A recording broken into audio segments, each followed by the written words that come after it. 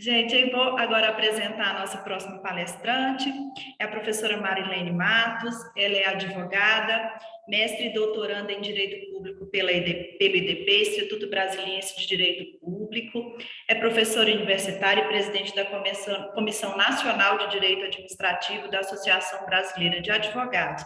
Seja muito bem-vinda, professora. Vou aproveitar para fazer algum questionamento para a professora também. Tendo em conta, professora, que grande parte das inovações que foram apresentadas na nova lei de licitações, elas já constavam do RDC, eu queria saber qual que é a sua opinião, né, em relação a existência de real, efetiva inovação na nova lei, né? Ou se esse título de inovação não seria, não já traria a nova lei como como um senso de lei morta. Boa noite, Mônica. Boa noite, Carolina Zancané, professor Marçal Justin Filho, professora Veida Zancané, o Lucas Bossoni, que tão gentilmente tem nos auxiliado nos bastidores. Estou muito feliz, muito honrada com o convite. Foi uma das melhores notícias do ano, participar do congresso do IBDA. Eu queria agradecer na pessoa dos organizadores, do professor Maurício Zocum, que tão gentilmente convidou, apesar que ele me colocou numa saia justa, né? Porque ele me colocou num painel com nada menos que a Carolina Zancané e o professor Marçal Justin Filho. Então, a responsabilidade é muito grande. Eu vou tentar aqui, pelo menos, chegar perto aí da primeira palestra da professora Carolina, né? Boa noite, professora Veida. Muito merecida a homenagem. É uma honra aqui também ter a senhora aqui nos bastidores nos prestigiando. Então, muito obrigada. E o Congresso do IBDA, além dele ser uma fonte de inspiração profissional para mim, ele ultimamente, né, desde 2018, do último congresso que eu participei, que foi presencial antes da pandemia, ele tem me dado muitas alegrias na forma de amizades que eu conservei de lá até agora. Eu gostaria de citar em especial a professora Fernanda Fritoli, o professor Antônio Rodrigo Machado, que estava no painel anterior, a professora Bruna Borghetti, e várias outras pessoas, assim, mas em especial esse eu tenho convivido mais, tenho trocado ideias, e então eu tive esse bônus a mais com o Congresso do IBDA. Mas vamos lá para a nossa questão, então. A questão basicamente é de efetividade de lei, né? E se eu tenho alguma coisa aqui, uma pontinha que eu poderia falar assim, vou chegar perto da Carolina Zancané, vou chegar perto do Marçal Justin Filho, e que eu possa oferecer aqui a minha visão privilegiada de quem trabalha no parlamento, na Câmara dos Deputados há muito tempo, e já atuei na parte política também, na parte de feitura de normas, né? Então, a gente está falando aqui de efetividade de normas, se a norma vai realmente surtir efeito, se ela não vai. A gente tem uma coisa no Brasil que diz, determinada norma pegou, determinada norma não pegou. A gente tem essa ideia, né? A norma fulano de tal não pegou. Como assim uma norma não pegou? Se as normas elas constituem comandos cogentes, obrigatórios, e não tem essa história, ela teria que pegar, né? Mas na prática tem algumas leis que elas são ignoradas, que realmente elas na prática não vão surtir efeito. Eu acompanho o processo legislativo e tem leis que realmente elas são feitas porque o parlamentar queria dar uma satisfação para o eleitorado, porque ele queria postar na rede social. Infelizmente, a instituição política, né, ela segue leis que para a gente, né, ela segue regras do jogo, que para a gente, como operadores do direito, como profissionais do direito, é diferente. Então, algumas normas elas são simplesmente mal feitas mesmo, foram feitas para não pegar, e outras simplesmente não pegaram. Aqui eu coloquei alguns exemplos, algumas normas de trânsito não pegaram. Eu tenho certeza que a professora Carolina Zancané segue essa lei, né? Eu não vou falar se eu sigo, mas é uma norma de trânsito que que proíbe as pessoas dirigirem de salto alto. A outra norma que proíbe o uso de filtro escuro no carro. A própria norma que tipificava adultério, né, que ela só veio a deixar de ser, o adultério só veio deixar de ser crime em 2005. Então, são exemplos de normas que elas não pegaram, né, digamos assim, que foram simplesmente ignoradas, acabaram caindo no esquecimento e muitas vezes acabaram sendo derrogadas porque não tinha efetividade. Então, por que normas não pegam? Que normas não têm efetividade? Aí eu trouxe aqui uma explicação de um sociólogo em direito, né, ele é professor da Universidade de Stanford, o Lawrence Friedman, que ele diz o seguinte, que a norma, quando ela é divorciada da realidade, ela tem uma tendência muito grande a não ser cumprida, a simplesmente ser ignorada. Então, segundo ele, essa coerção estatal, ela não tem esse poder todo de impor, né? Ou seja, a norma não faz milagre. Não basta o Estado dizer que a norma é obrigatória. Ela tem que andar com os valores da sociedade, né? Ela tem que espelhar o sistema de valores que a sociedade acredita e que de alguma forma aceita. Aí ele cita como exemplo o artigo 155 do Código Penal, que tipifica a conduta de furtar. Então ele diz assim, a maioria das pessoas não furta, não é porque tem uma coerção estatal, mas é porque a maioria aceita essa norma como de acordo com os valores que ela acredita que devam realmente existir. Aí ele diz o seguinte, que a não ser em estados autoritários, como China, como Cuba, a norma é colocada de goela abaixo, e aí ela vai surtir efeito, quer queira, quer não, né? Aqui, em termos constitucionais, a gente tem alguns instrumentos de participação popular que a gente viu que, na prática, acabaram, né, estão sendo ainda pouco utilizados. Não quer dizer que, futuramente, a gente não vai ter uma maior utilização, né? Daria o exemplo aqui da lei de iniciativa popular, do referendo, do plebiscito. São instrumentos a favor da cidadania que não tem, assim, tanta pegada, que as pessoas não usam tanto, né? Então, assim, a partir daí a gente tem a constatação de que a lei por si só não faz milagre, né? De manhã teve o painel do professor Carlos Ari, né, Sundfeld, que aí ele mostra uma lei, ele dá um exemplo de uma lei que ela realmente está provocando uma mudança cultural. A lei ela é um elemento indutor de mudança cultural, mas ela não faz milagre, né? A ideia é essa. E aí o professor Carlos Ari, ele falou que as Cortes de Conta, né, o TCU, tem absorvido algumas das disposições da LINDB, né, daquelas alterações de 2018 para dar mais segurança ao gestor público, então, através dessa mudança, né, legislativa, digamos assim, está tendo uma mudança cultural nessa parte do controle, né? Eu sempre falo com meus alunos, quando eles, né, agora teve muita crítica em relação à alteração da lei de improbidade administrativa, que agora pronto, agora abriu para corrupção. Eu falo, gente, se a gente é um país corrupto, não é por falta de leis de controle, a gente tem um monte de lei, a gente tem sistemas de controle que se sobrepõem. E aí, inclusive, no painel anterior, o professor Rodrigo Vargas falou até que a gente tem uma disfuncionalidade de controle, né? A gente tem uma disfuncionalidade por excesso de controle, não por falta. Então, assim, voltando à pergunta, esses instrumentais modernizadores da nova lei de licitações, eles vão ser utilizados porque tanto a contratação integrada quanto né, o contrato de eficiência, eles são o quê? Eles são instrumentos de eficiência, né, das compras públicas. Aí, eu gostaria de trazer aqui, antes de entrar no ponto específico, uma classificação de Norberto Bobbio das leis quanto à imperatividade, que ele classifica aqui bem rapidinho. Ele classifica, então, as normas quanto à imperatividade em obrigatórias, permissivas e proibitivas. Então, o próprio nome já, mais ou menos, né, a gente já entende, mas a norma obrigatória, ela estabeleceria um comando, né, uma conduta, a norma proibitiva, ela estabeleceria um não fazer, né? E a norma permissiva, ela estabeleceria uma possibilidade, né?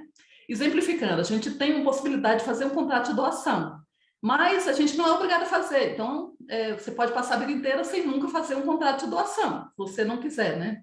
Então, quando a gente pensa em leis que não pegam, não têm efetividade, muitas vezes a gente tem a ideia da lei que estabelece uma conduta, né?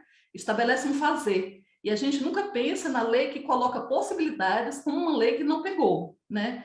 Então, aí a gente tem a seguinte questão. Se a gente considerar que tanto o contrato de eficiência, quanto a contratação integrada, quanto outras inovações, como o diálogo competitivo, se a gente colocar que eles são possibilidades, né, que o legislador quis estabelecer possibilidades de eficiência colocadas à disposição do administrador público, a gente pode entender, então, que essa possibilidade ela não é obrigatória, vai depender de um juízo de conveniência e oportunidade, vai depender de um critério, né, do administrador. Então, não há um mandamento, mas há uma possibilidade colocada à disposição dele. Mas a outra interpretação possível, e aí começa o negócio a complicar. A gente sabe que o artigo 37 da Constituição, no caput, ele coloca o princípio da eficiência como, né, como obrigatório para atuação administrativa. Aí, no artigo 5º, né, especificamente da nova lei de licitações, de novo ali está o princípio da eficiência. Então, se a gente entender que esses princípios, eles colocam comandos imperativos, aí começa a complicar, porque aí a gente vai entender o quê? Que o administrador é obrigado a, diante de uma necessidade de inovação, utilizar esses instrumentos. Se a gente seguir a maioria da doutrina de princípios, que diz que os princípios são normas cogentes, que eles não estão ali de enfeite, que eles obrigam, né, que eles vinculam a atuação, né, do aparato, né, estatal, da administração pública, a gente vai dizer o seguinte, não, então é necessário, não há mais a opção para o gestor público não inovar. Ele chegou num ponto que ele tem que inovar. Por quê? Ele tem que inovar porque, como concretização do princípio da eficiência. Aí ele seria obrigado, diante de uma necessidade, a utilizar os instrumentais que a lei colocou. É uma possibilidade de interpretação. Beleza, se a gente entende que é obrigatório, a gente esbarra com outros probleminhas que aqui eu vou colocar de novo, que a lei ela induz a mudança cultural e não faz milagre. A gente teria que ter uma mudança de cultura administrativa. De manhã, de novo, vou trazer aqui o professor Ari, né, que gostei muito da parte dele. Ele falou que inovar não é fácil. Quem gosta de inovar, gente? Ninguém gosta de inovar. Inovar dá muito trabalho, você tem que sair da sua zona de conforto. Você tem que sair daquele conhecido, que você já sabe qual é o resultado, para o não conhecido, que você não sabe qual é o resultado, né? E aí, como é que a gente faz? Se o gestor público ele se arrisca, e qualquer inovação ela pressupõe risco, então eu vi numa palestra, uma pessoa falou o seguinte, se eu me arrisco, eu inovo e dá certo, beleza, os frutos são da administração. Se a minha inovação não der certo, o risco é meu. Né? Eu vou responder, eu sou gestor, eu vou responder pelo aquele experimento que eu fiz que não deu certo. Então, a gente teria que ter uma mudança de pensamento, e aí não tem como não falar de uma mudança de controle, né? Que o controle, todo o sistema de controle teria que ter um pouco mais de, não condescendência, um pouco mais de compreensão com iniciativas inovadoras. Claro que desde que essas iniciativas não sejam assim um disparate, um completo absurdo, né? Mas se for uma iniciativa que você, né, tente, experimente e não der certo, que é a possibilidade de não der certo é concreta, então teria que ter talvez uma mudança de cultura dos instrumentos de controle. Aí eu queria levantar um ponto aqui, que talvez, apesar da gente ter tido essa recente inovação da lei de improbidade, que pode minimizar a inibição dos gestores, a gente tem um ponto da nova lei de licitações que tem sido objeto de muita crítica, é que teve um recrudescimento de todas as penas, praticamente todas, dos crimes de licitação. Teve um recrudescimento geral das penas. E o pior, esse recrudescimento colocou um limite, um patamar mínimo de pena que impede o acordo de não persecução civil. Então, qual é a grande crítica? Que ele coloca, impede igualdade, os crimes licitatórios graves, aqueles que dão realmente muito prejuízo, de um crime licitatório de menor potencial ofensivo. E ele permite, como ele mudou as penas de detenção para reclusão, ele permite, inclusive, prisões preventivas. Então, se a lei está querendo inovação, mas ela recrudesce, né, ao mesmo tempo, o legislador recrudesceu todas as penas. Como que a gente lida com isso? É um desafio, né? Então, eu vou terminar aqui, não sei como é que está meu tempo, né? Eu sou de falar rápido, o tempo está ok, Mônica? Mas aqui, o que eu quero colocar é que a gente, para ter efetividade dessas normas inovadoras, e é um desafio inovar no serviço público, a gente tem que ter uma mudança cultural.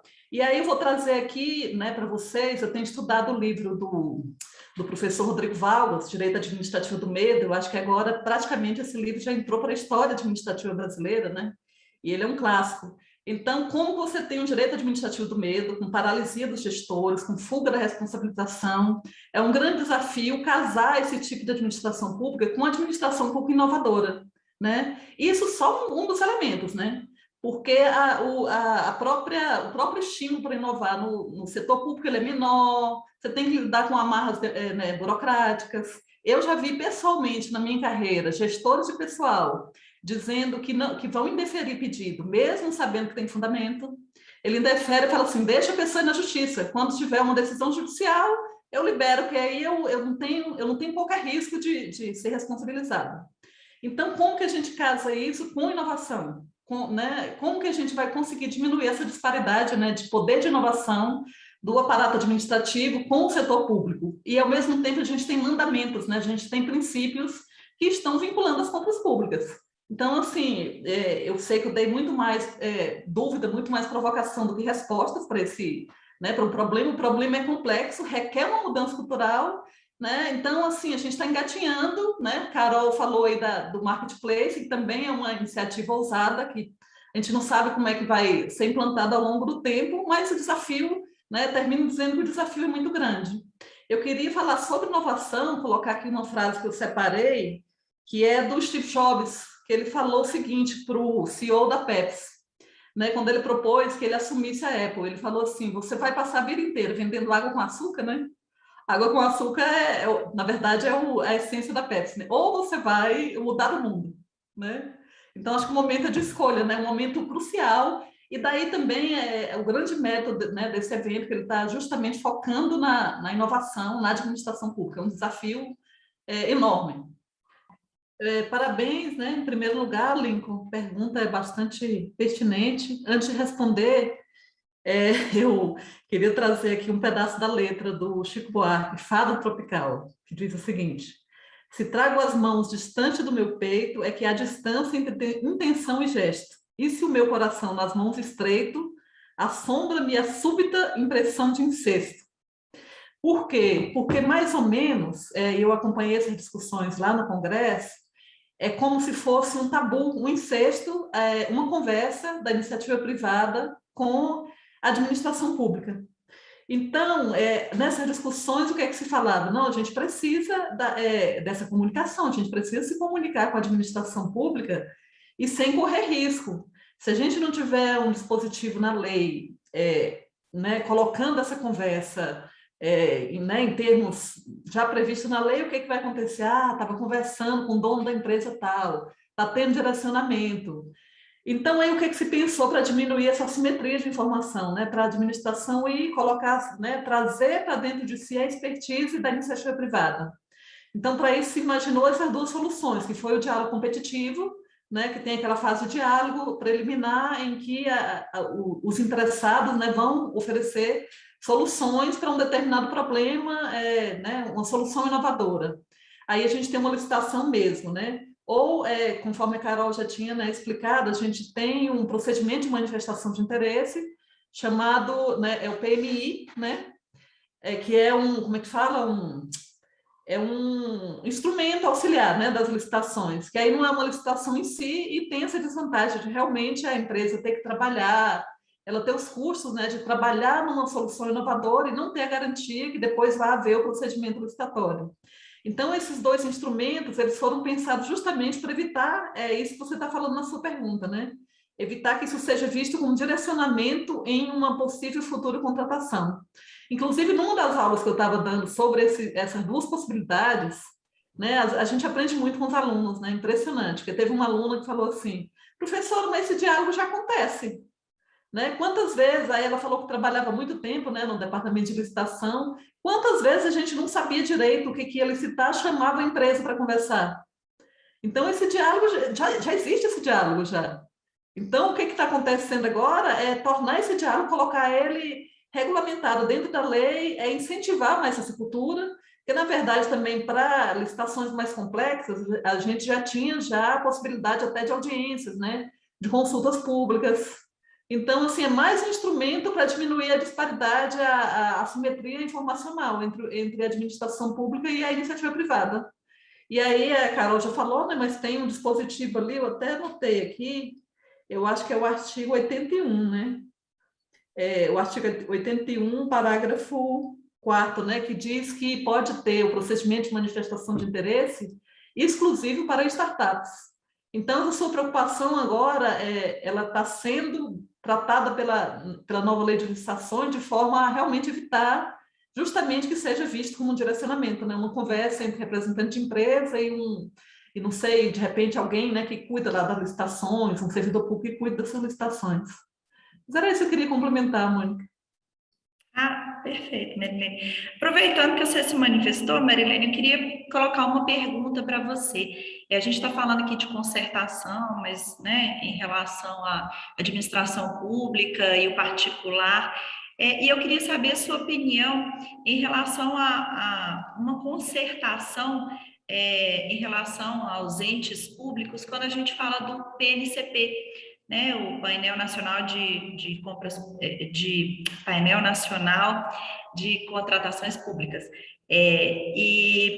Se, na sua opinião, ele seria um instrumento para a efetiva concretização do federalismo efetivo, de cooperação entre os entes públicos. Sim, eu vejo ele exatamente, a leitura que a gente faz é que esse portal, como ele vai conter informações, né, de todos os centros, de todas as esferas da federação, então, de uma certa forma, né, no sentido de conter detalhes, informações que podem ser consultadas, né, por qualquer município pequeno, às vezes o município pequeno não tem estrutura, o PNCP vai possibilitar, né, vai oferecer várias funcionalidades que o município de outra forma não conseguiria. Então, ele vai poder realizar licitações eletrônicas por meio da funcionalidade oferecida pelo portal. O portal vai ser gerido pela União, que evidentemente tem mais condições financeiras e tecnológicas de ofertar, de disponibilizar, e eu vejo como muito positivo, né? A gente teve uma discussão sobre cooperação, né, sobre federalismo de cooperação agora, durante a pandemia, isso foi muito discutido, né? Que, em termos de política de combate né, ao coronavírus, então se levou muito isso, por que, que a gente não tem uma cooperação ao invés da União brigando com, né, União, evidentemente, pelos seus representantes, né, brigando com o Estado, brigando com governadores. Então, não foi esse o modelo que o constituinte originário queria, né? Ele queria realmente, quando foi estabelecido, inclusive como cláusula pétrea, ele queria fortalecer aquela coisa, né, que juntos União, estados e municípios são mais fortes, né? Um município, ainda mais no Brasil, com tanto, né, com realidades municipais em que realmente tem municípios extremamente precários, sem estrutura de pessoal, inclusive em termos de licitação, é uma preocupação, porque a gente tem notícia de pregoeiro com formação em enfermagem, do segurança que vai fazer às vezes de pregoeiro, porque não tem estrutura. Então, vem muito bom tempo essa integração, né? Essa integração informacional que vai ser propiciada pelo PNCP. Eu vejo, sim, como uma bela solução para fortalecer o federalismo de cooperação. É interessante, né, essa questão de servidor público efetivo, né? A gente sabe que as realidades municipais são bastante precárias, né? E aí eu tive notícia já que estão desenhando uma ADIM para entrar contra o dispositivo, porque a lei ela dá um prazo de 6 anos para pequenos municípios se adequarem à prescrição da lei, o que incluiria ter servidor efetivo, né, cuidando da parte da licitação. Então, já ouvi que, não, vamos fazer uma ADIMP, 6 anos é um absurdo, a Constituição já exige, já tem o princípio constitucional do concurso público. Aí eu queria trazer outra experiência aqui, que eu tenho lidado com municípios, né? Aí eu estava num evento de vereadores, e aí vem um vereador e fala assim, doutora, é um absurdo, o Ministério Público obrigou a gente, os órgãos, a contratarem os servidores concursados, e a gente teve que demitir os comissionados. Tem como fazer alguma coisa contra isso? Eu falei, como assim? Não, porque os concursados vieram tudo de fora do município, e agora a gente tem um problema sério, a gente está com um monte de desempregados, sem ter o que fazer no município. Sabe? Então, a gente vai conhecendo as realidades do interior do Brasil e você fala, gente, sabe que não é tão simples assim? Não é tão simples assim. Beleza, tem ali na Constituição, é lindo, vamos fazer concurso. Está todo mundo desempregado. A maioria do município é todo funcionário de órgãos públicos municipais. Como é que você faz?